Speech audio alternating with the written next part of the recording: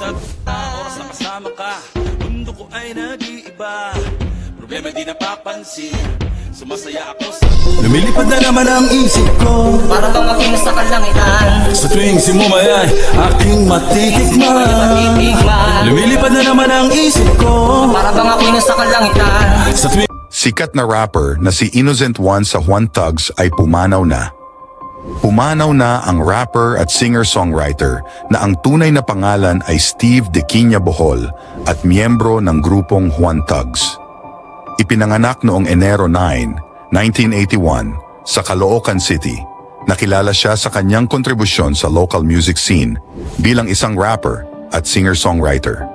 Ang musika ng Innocent One ay lubos na umalingaw-ngaw sa mga tagahanga, lalo na sa pamamagitan ng kanyang trabaho kasama si Juan Thugs, isang grupo na pinagsama ang rap sa sentimental at emosyonal na lyrics na humipo sa mga tema ng pag-ibig, pakikibaka at personal na mga karanasan.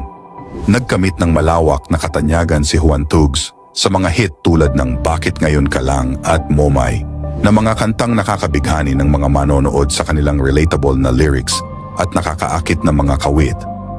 Ang mga track na ito ay hindi lamang nagdala ng sentimental na appeal, ngunit pinalakas din ang ugnayan sa pagitan ng mga tagapakinig na Pilipino at ang genre ng hip-hop.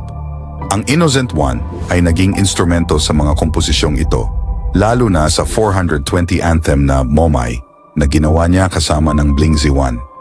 Ang kantang ito sa particular ay minarkahan ng isang makabuluhang sandali sa kanyang karera dahil lumipat ito mula sa pagiging hit ng kulto tungo sa pagkamit ng pangunahing tagumpay.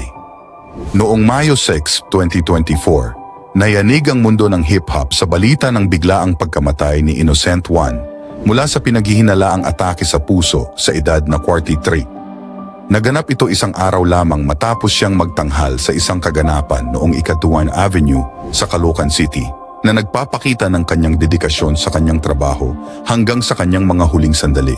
Ang kanyang pagkamatay ay hindi lamang nag-iwan ng kawalan sa puso ng kanyang pamilya, mga kaibigan at mga tagahanga, kundi pati na rin sa tanawin ng musikang Pilipino kung saan siya ay isang minamahal at maimpluwensyang figura. Sa buong karera niya, nakipagtulungan din si Innocent One sa iba pang mga kilalang grupo tulad ng Chakra at 187 Mobstars, na higit pang pinatibay ang kanyang legacy sa komunidad ng hip-hop. Ang kanyang musika at mga kontribusyon sa Philippine urban music scene ay inaalala sa kanilang taos-pusong pagiging tunay at sa emosyonal na lalim na naging katangian ng kanyang mga kanta. Ang buhay at trabaho ni Innocent One ay patuloy na nagbibigay inspirasyon sa kasalukuyan at hinaharap na henerasyon ng mga musikero at tagahanga na itinatampok ang kanyang pangmatagalang epekto sa kultural na tela ng musikang Pilipino. lumilipad na naman ang isip ko, Para bang aking nasa kalangitan. sa tuwing simumay ay aking matitikman. Lumilipad na naman ang isip ko, Para bang aking nasa kalangitan.